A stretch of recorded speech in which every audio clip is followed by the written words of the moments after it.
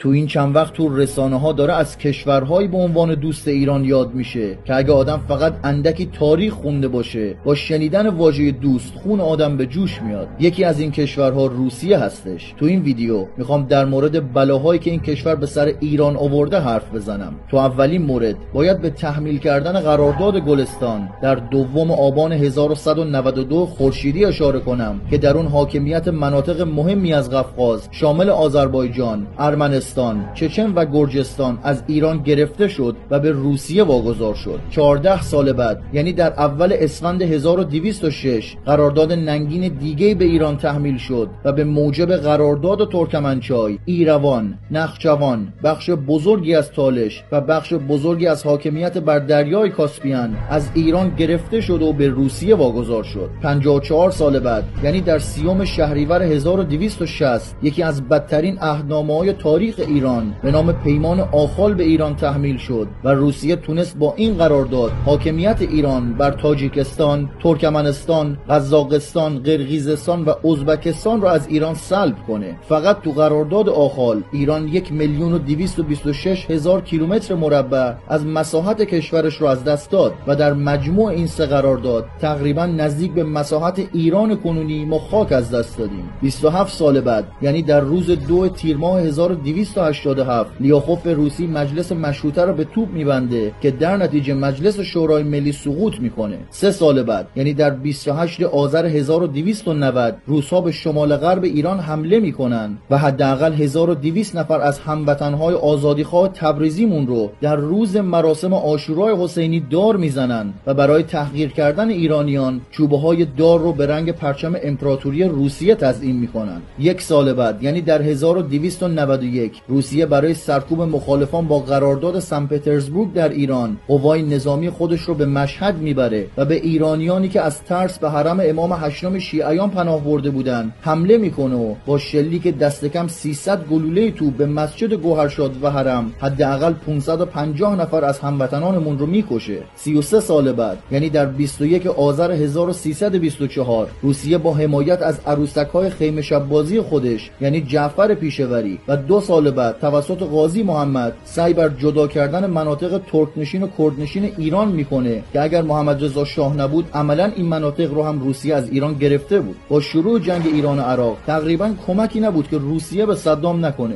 و بالای 60% از تمام هزینه‌ها و کمک‌های نظامی صدام رو روس‌ها تامین می‌کردن که همین کمک‌ها باعث شد حداقل 200,000 مرد و زن ایرانی جان خودشون رو از دست بدن. از همه اینها که بگذریم، تو دهه‌های اخیر روس‌ها چندین بار از مالکیت امارات بر جزایر سگانه ایران تو خلیج همیشگی پارس حمایت کردند و تو چند سال گذشته به چند تحریم شورای امنیت علیه ایران رأی مثبت دادن. حالا دیگه در مورد سنگ‌اندازی تو موضوع هسته‌ای و نظامی دیگه نمیخوام صحبت کنم. پس در آخر صحبتم با تمام رسانه‌های خودفروخته و افراد با تفکر چپ هستش. شاید ما ایرانی‌ها زیادی صبور باشیم، ولی به هیچ وجه فراموشکار نیستیم.